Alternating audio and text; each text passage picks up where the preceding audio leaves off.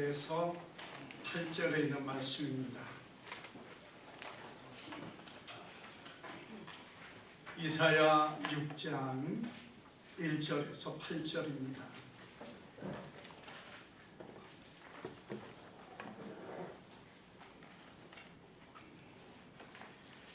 다 찾으셨으면 우리 한 절씩 교도록 합니다.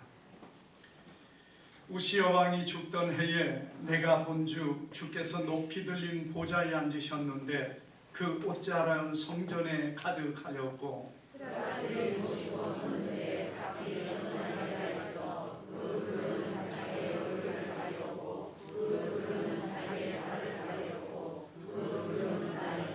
서로 불러 말하되 이르되 거룩하다 거룩하다 거룩하다 만군의 여호와여 그의 영광이 온 땅에 충만하더라 하더라.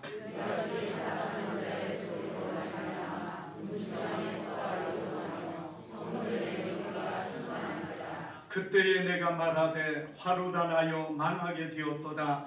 나는 입술이 부정한 사람이요 나는 입술이 부정한 백성 중에 거주하면서 만군의 여호와이신 왕을 배웠음이로다 하였더라.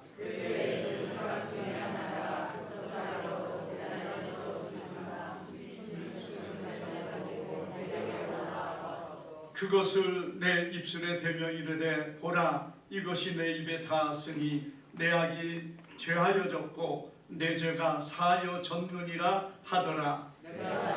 주의 목소리를 들으니 주께서 이르시되 내가 누구를 보내며 누가 우리를 위하여 갈고 그때에 내가 이르되 내가 여기 있나이다 나를 보내소서 하였더니 아멘. 우리 한번 옆 사람과 인사합시다. 잘 오셨습니다. 큰 은혜 받을 줄 믿습니다. 오늘 우리 누가 우리를 위하여 갈고라는 누가 나를 위하여 갈고라는 우리 제목으로 말씀을 상고할 때에 주님의 큰 은혜가 오늘 우리 가운데 함께하기를 주님의 이름으로 축복합니다. 우리가 이사야 6장의 이 본문의 1절에 보면은 우시야 왕이 죽던 해라 이렇게 성경은 말씀합니다. 여러분이 우시야라는 왕이 죽었다 이 말은 우리가 성경에 보면은 우시야 왕이 죽고 새로운 왕이 비로소 이제 세워지지만은 사실은 우시야 왕이 죽기 전부터 그의 아들 요담이 오랜 기간 통치를 하고 있던 때입니다. 왜냐하면 이 우시야라는 왕은 처음에는 하나님을 잘 섬겼습니다.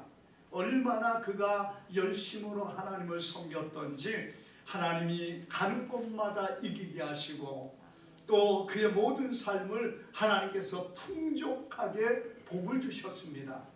그런데 이렇게 사람이 잘되고 높아졌을 때에 정말 조심해야 되는 것이 바로 교만입니다. 사람이 높아지고 그리고 많은 사람들이 그를 우러러볼 때에 여러분 그가 정말 하나님 앞에 겸손함으로 서야 되는데 이 우시야 왕의 마음에 교만이 들어왔어요. 내가 하나님 앞에 잘 섬기는 사람이 되고 그가 어디를 가든지 이기게 하시니까 그의 마음이 높아지면서 교만이 생겨서 어떤 일을 행하였느냐? 하나님의 성전에 들어가서 그가 친히 자기가 분향을 하려고 했다는 겁니다. 우시야 생각에 그러겠죠. 내가 왕인데 저 제사장들도 들어가서 성전에서 분향을 하는데 하물며 기름 부음 받아 세운 내가 그 성전에 들어가서 분향을 못해? 이런 생각을 가진 것 같습니다. 그래서 이 우시야가 친히 들어가서 성소 안에 들어가 분향을 하는데 제사장들이 말렸죠. 왕이여 그렇게 하면 안 됩니다. 왕이 할 일이 있고 제사장이 할 일이 있습니다 하면서 말렸지만은 그러나 이 우시야 왕은 교만함으로 들어가서 그 분양을 하다가 그만 하나님의 진노 아래서 이마에서부터 문둥병이 발하기를 시작해서 온몸에 문둥병이 걸려서 나병 환자가 되고 말았습니다. 그리고 그때부터 해서요, 이 우시야는 별궁에 거하게 되고 그의 이제 아들 요담이 대신해서 통치를 하던 그런 시대였던 겁니다. 그런데 우시야 왕이 죽고 나서 요담이 왕이 되었는데 이 요담은 하나님을 섬기기는 섬겼습니다. 하나님 앞에 악을 행하지 않으려고 애를 쓰기는 썼지만은 그러나 이 요담의 실책이 뭐냐? 하나님을 성전을 가까이 하는 것을 두려워했습니다. 왜냐? 잘못해가지고 아버지처럼 문둥병이 걸릴까봐 걱정하고 두려워서 성전을 멀리한 사람이었다는 겁니다. 사실 이 두 사람의 사건, 하나는 교만해서 하나님의 성전에 가지 말라는 것을 갖고 그의 아들은 하나님 앞에 마땅히 서야 될 자리에 서지 않고 그리고 하나님을 무서워함으로 성전을 가지 않는 그런 사람이 되고 말았다는 것입니다. 그런데 그렇게 하나님 앞에 행하는 그 시대, 여러분 어떤 시대가 되었겠습니까? 패역하고 악한 시대가 되었다는 것이에요. 우리가 요담은 개인적으로 하나님을 섬긴다고 섬겼는지는 몰라도 하나님을 향하여 열심히 없었고 모든 백성들에게 하나님의 말씀을 따라 온전히 서게 하는 일들이 없었다는 겁니다. 결국 그로 말미암아서 여러분 온 백성들은 우상과 자기의 욕심을 따라 섬으로 인하여 하나님의 진노가 그 땅에 임하였다는 사실을 성경은 보여줍니다. 우리가 이사야 1장 2절을 보면은 여러분 하나님께서 이스라엘 백성들을 향하여 이렇게 말합니다. 하늘이여 들으라, 땅이여 귀를 기울이라. 여호와께서 말씀하시기를 자식을 양육하였거늘 그들이 나를 거역하였도다. 소는 그 임자를 알고 나귀는 그 주인을 구유를 알건만은 나귀는 주인의 구유를 알건만은 이스라엘은 알지 못하고 나의 백성은 깨닫지 못하는도다. 이렇게 책망을 합니다. 그러면서 계속해서 보면 슬프다 범죄한 나라요 허물진 백성이요 행악의 종자요 행위가 부패한 자식이로다. 그들이 여호와를 버리며 이스라엘의 거룩한 자를 만홀히 여기고 물러갔도다. 이렇게 말씀하고 있습니다. 그리고 그 결과가 무엇입니까? 너희가 어찌하여 매를 더 맞으려고 더욱더욱 패역하느냐? 온 머리는 병들었고 온 마음은 피곤하였으며 발바닥에서부터 머리까지 상한 곳이 없이 성한 곳이 없이 상한 것과 터진 것과 새로 맞은 흔적뿐이거늘 그것을 짜며 싸매며 기름으로 유하게 함을 받지 못하였도다. 이렇게 말씀하고 있습니다. 여러분 이것이 그 시대의 사람들의 모습이라는 얘기죠. 하나님의 말씀을 거역하고 패역함으로 인하여 머리에서 발끝까지 상한 것이 없이 다 상하고 터진 것밖에 없는 그런 모습. 죄악된 가운데 하나님을 거역하고 멸망의 길에 나아가는 그들을 향하여 오늘 하나님께서는 하나님의 사람을 보내기를 원하고 있다는 것입니다. 그래서 우리가 이 본문의 쭉 말씀 가운데 무엇을 하나님께서 말씀하고 있습니까? 하나님께서 이스라엘 백성들을 그 성한 곳이 없는 그들을 향하여 말씀하되 여기 말씀을 보니까 내가 또 주의 목소리를 들은 즉 이르시되 내가 누구를 보내며 누가 우리를 위하여 갈고 이렇게 하나님께서 하나님의 일을 위하여 보낼 자, 갈 자를 찾고 있다는 것입니다. 사랑하는 여러분, 오늘 우리가 이 시대를 어떻게 보고 있습니까? 또 우리가 보는 세상은 어떤 곳입니까? 우리가 이 땅은 너무 살기 좋은 곳이고 아무런 어려움도 없는 것처럼 보여지는 그런 나라에 우리가 삽니다. 세상에 위험한 일이 여러분 없겠습니까마는 다른 나라에 비교했을 때 여러분 우리나라가 얼마나 안전하고 평안하고 그리고 많은 환경 안에서 좋은 환경을 우리는 살아가고 있다는 것이에요.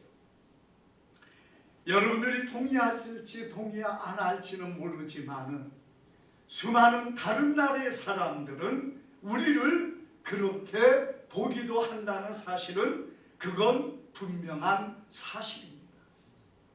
여러분, 그러나 외적으로 볼 때는 그러한 모습일지 몰라도 내적인 모습 안에 정말 여러분 세상이 어떻습니까? 주님을 알지 못하는 그들의 결과는 어디에 있습니까? 영원한 저주와 멸망의 길, 상한 곳으로 가득 차고 그리고 짜야 하고 싸매야 되고 터진 곳을 치료를 받아야 되는 곳이 가득한 곳이 세상이라는 얘기입니다.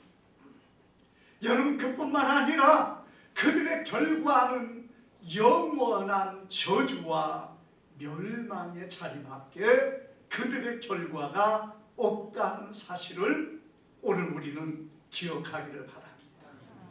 이런 세상을 향하여 우리 주님께서 오늘 부르시는 자가 어떤 사람입니까?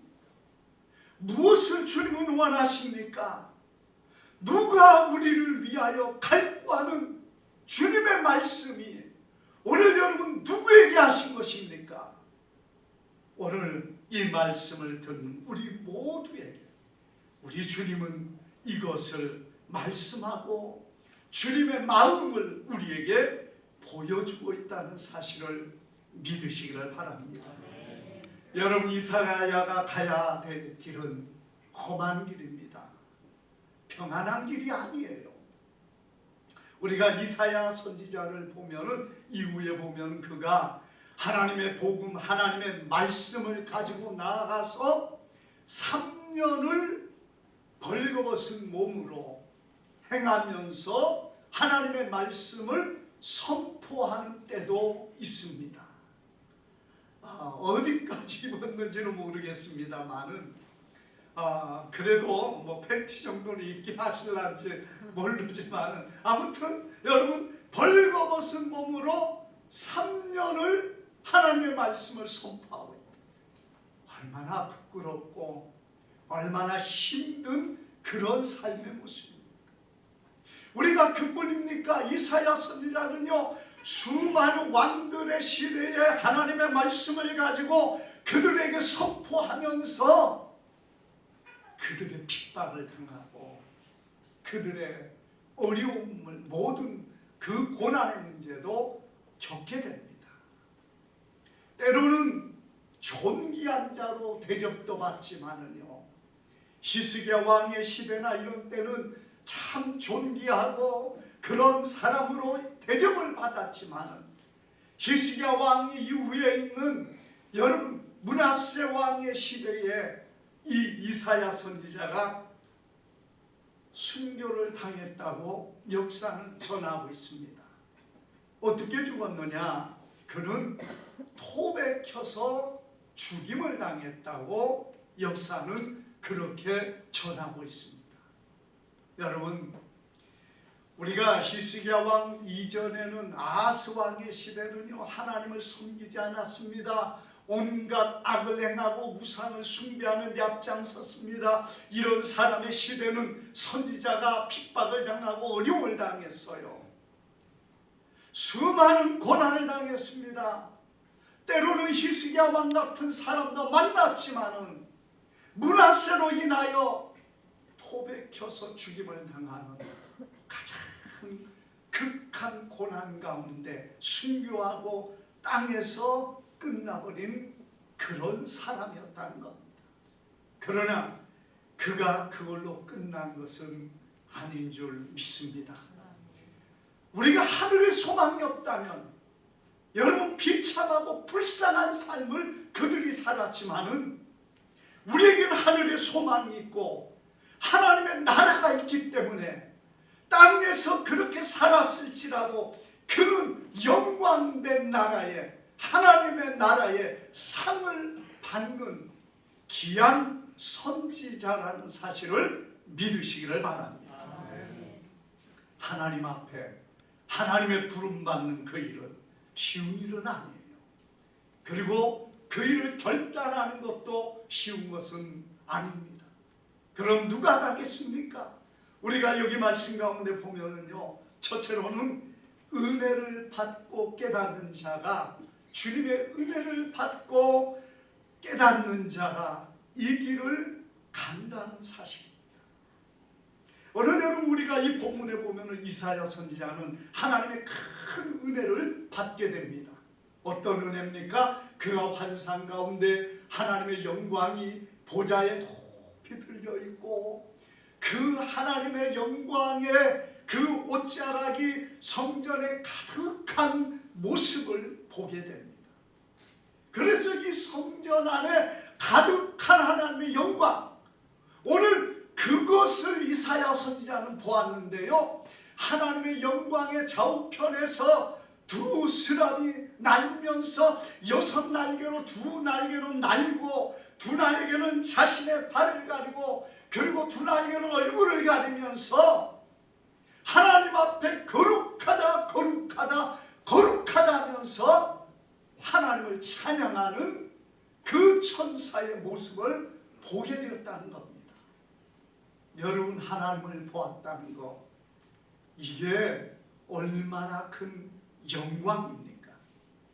우리가 하나님의 높은 그 영광, 그 지극히 높으시고 지극히 존귀하신 어미하신 그 하나님을, 영광을 보았다? 그것보다 귀한 은혜가 어디에 있겠어요? 우리가 이 땅에서 여러분 마태복음 13장 16절에 보면은 그러나 너희는 눈으로 봄으로 너희 귀에 들음으로 복이 있도다.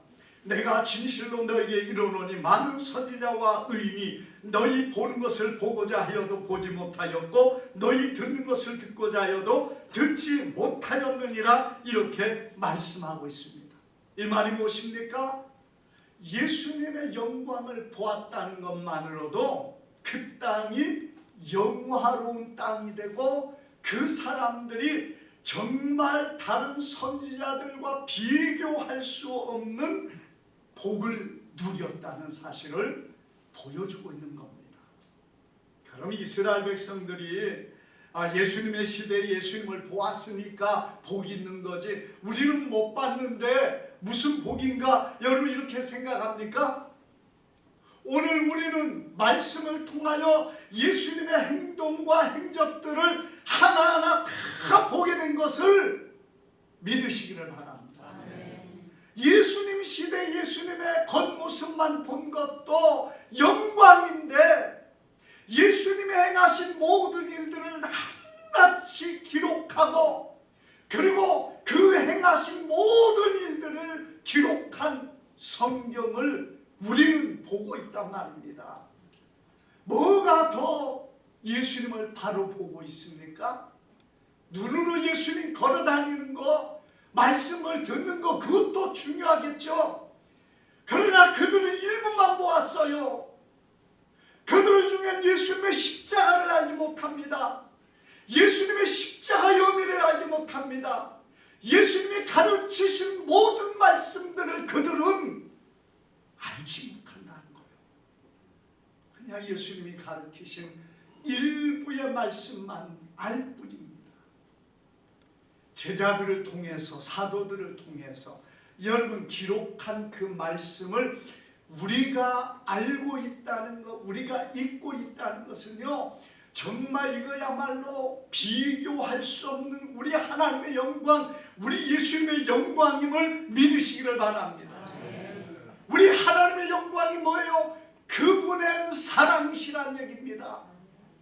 눈으로 볼 때 그 지극히 높고 영광스러운 그 모습만이 우리 하나님의 모습이 아니라 우리를 위하여 자기의 독생자를 아끼지 않고 이 땅에 보내주신 바로 그 사랑의 하나님, 지극한 그 사랑의 하나님을 아는 것이 정말 하나님을 아는 것임을 믿으시기를 바랍니다.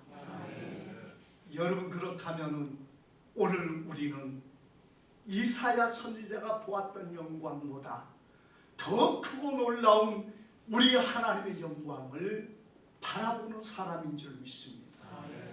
그 영광을 바라보고 그리고 그 은혜를 누리는 사람으로 오늘 우리가 어떤 사람이 되어야 되겠습니까? 사랑하는 여러분, 오늘 우리 하나님께서 이사야 선지자에 주신 은혜가 그것뿐입니까? 그 안에서 이사야 선지자는 자신의 죄악된 모습을 깨닫게 됩니다. 그리고 그 안에서 핀 숯을 가져다 그 입에 댐으로 인하여 그가 거룩하고 깨끗함을 입게 됩니다. 여러분, 얼마나 놀랍습니까? 자신의 거룩함을 입었다, 죄사함을 입었다는 이것보다 귀한 일이 어디에 있겠어요? 하나님 앞에 설 때 죄를 깨닫는다, 이것도 큰 은혜지 않습니까? 사람들이요, 아무리 큰 죄를 저질러도 자신의 죄를 깨닫지 못하면은 그걸 조그만하게 생각합니다. 우리가 뉴스에서도 알지만은요, 이 한동훈 장관이 사형수들을 다 서울 동부구치소로 모았다고 그래요. 그러니까 그 사형수들이 다 동부구치소에 모아놨는데요, 우리나라에서 유일하게 사형장이 있는 곳이 거기랍니다. 그러니까 이 사형수들이요, 거기에 와서부터는 벌벌 떠는 거예요. 언제 사형이 되어질지 그들은 아무도 모르기 때문에 그전에는요, 이 사람들이 각 지역에 배치가 되어 있었는데 거기에서 완전 그냥 자기가 대장처럼 행했다는 거예요. 간수말도 듣지 않고, 그리고 다른 사람 앞에서도 여러분 막 온갖 만행을 저지르면서 그 안에서도 사형수라는 어떤 행세를 하면서 사람들을 괴롭게 하는 그런 사람이었다는 얘기입니다. 그 중에는 수명의 사람을 잔인하게 죽였던 그런 사람들도 전혀 자기의 죄를 깨닫지 못하고 그렇게 하더라는 거예요. 근데 구치소로 오고 나서부터는요, 얼마나 말을 잘 듣는지 모른다는 거예요. 곧 언제 사형 집행이 내려질지 모르니까 그렇게 사람이 바뀌어가지고 규율을 잘 따른다는 거죠. 참 여러분, 이 죽음이라는 그 앞에 무서워서 그렇습니다. 그런데 진정 그들이 사형의 선고까지 받았으면서도 부끄러운 줄 알고 있습니까? 내가 죄인이라는 것을 알고 있습니까? 그걸 모르고 있다는 거예요.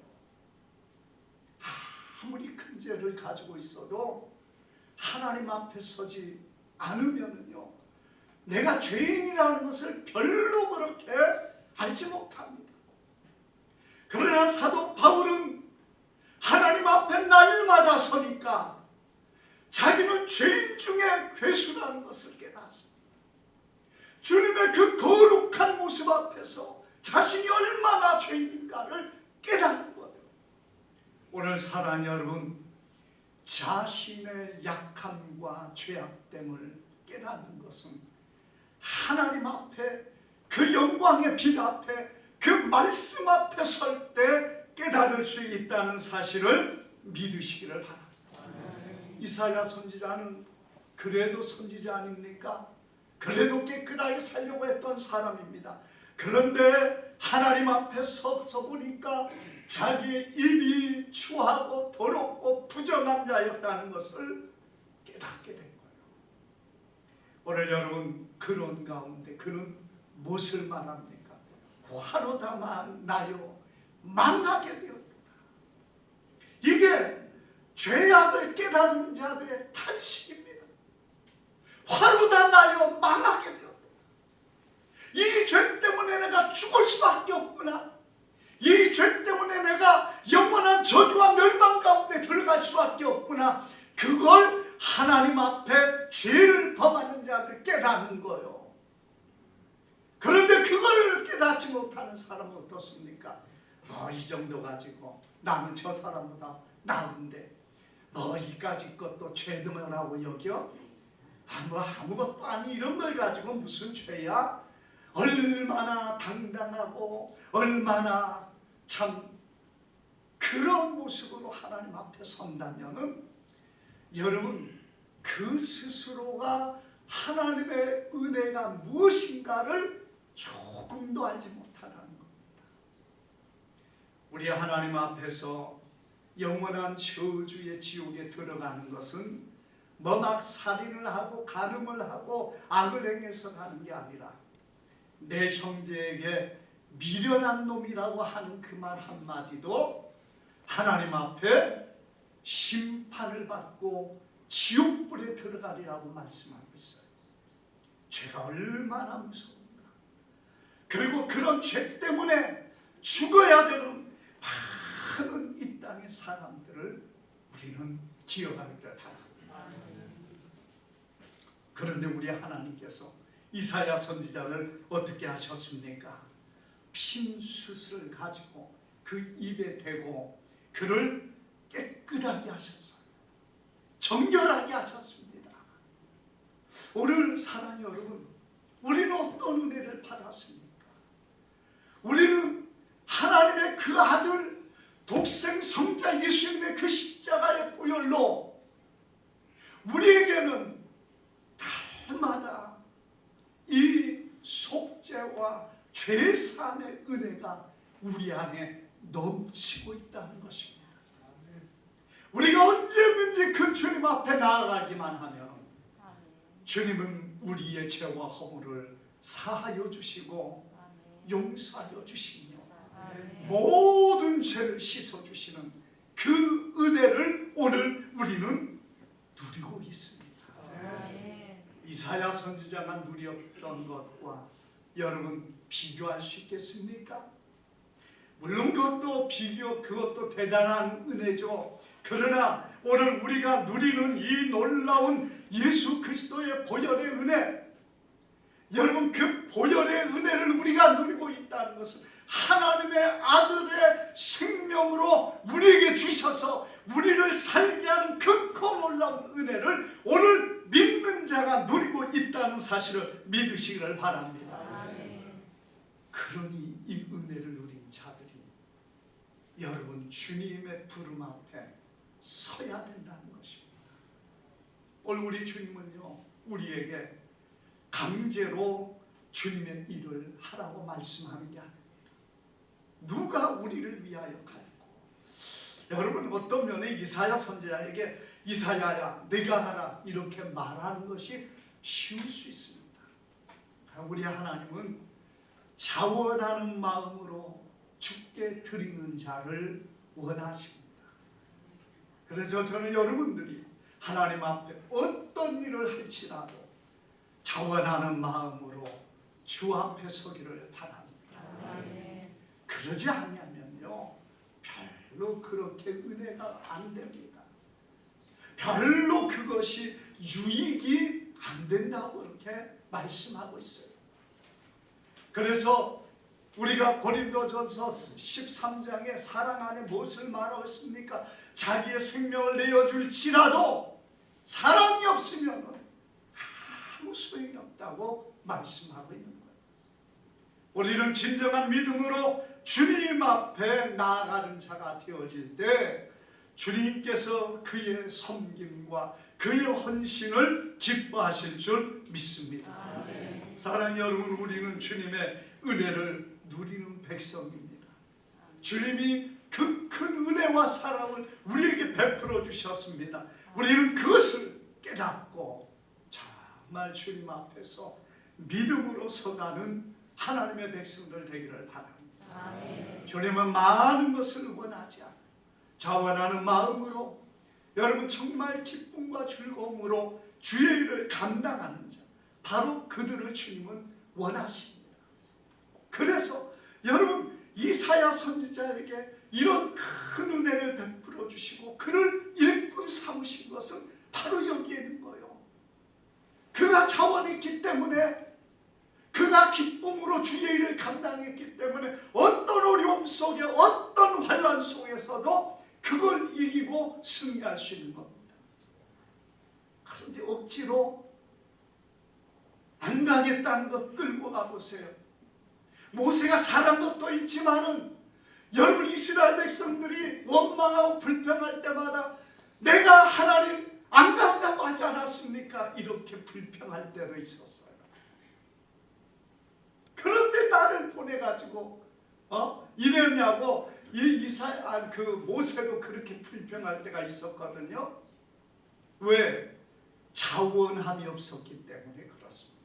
물론 그 이후에야 자원함이 있었지만은 여러분 우리 하나님 그러기 때문에 자원하는 자, 자원하는 마음으로 하나님 앞에 서기를 원하고 있는 것을 믿으시기를 바랍니다. 우리 한국의 영락교회 하면 큰 교회 아닙니까? 이 영락교회가 시작할 때 여러분 일제 아래에서 시작했는데 거기에 여러분 그 일제시대 박관준 장로님에 대해서 기념비가, 순교 기념비가 거기에 있습니다. 여러분들이 박관준 장로님 하면은 혹시 기억하실 분이 있는지 모르겠습니다. 안희숙 여사의 죽으면 죽으리라는 책이 있는데 거기에 일제의 신사참배 안에서 끝까지 신사참배를 이기고 대적하면서 감옥에 들어가는 그런 모든 일까지도 감당했던 그런 분인데 바로 이 박관준 장로님도 그런 분입니다. 이분이요, 여러분 새벽에 기도하는 가운데 하나님께서 음성이 들렸습니다. 그러면서 하나님께서 말씀하시는데 나를 위하여 피 흘릴 자가 누구냐, 이렇게 하나님께서 물으시더라는 겁니다. 그러니까 이 박 장로님이 주님 내가 하겠습니다, 그렇게 하니까요 한 두루마리가 쫙 펴여지는데 거기에 박관중 장로의 이름이 맨 앞에 기록이 되더라는 겁니다. 얼마나 기쁜지. 여러분이 박 장로님은 그때부터 무엇을 했느냐, 일제의 신사참배를 반대하고 앞장서서 그 일을 반대하는 일을 했습니다.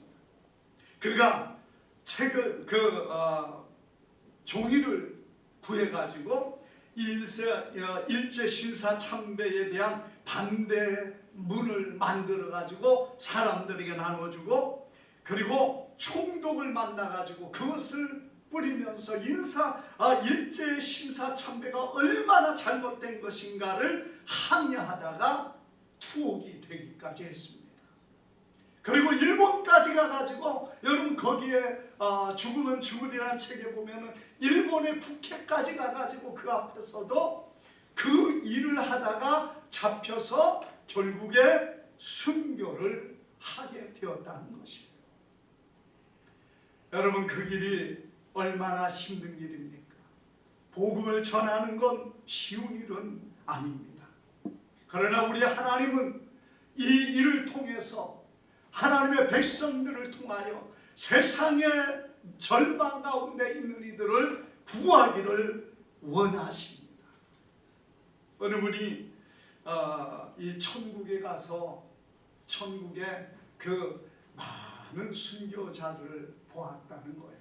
근데 그분들이 너무 영광스러운 면류관을 쓰고 하나님 앞에 상을 받았는데 그분들을 이렇게 보는 중에 주님께서 한 사람을 보여주시더라는 겁니다. 그런데 그 사람의 일생을 잠깐 보여주는데요. 그분은 젊은 날에는 그래도 꽤 사업도 하고 여러 가지 성공적인 일도 했지만은 하나님을 알지 못하는 가운데서 그는 자기 욕심을 따라하다가 다 망하고 무너지고 결국에는 노숙자가 되고 말았다는 거예요. 그런데 이분이 노숙을 하면서 이런 삶을 살다가 어느 날 쪽복음을 받게 됩니다. 전도지를 받은 거예요.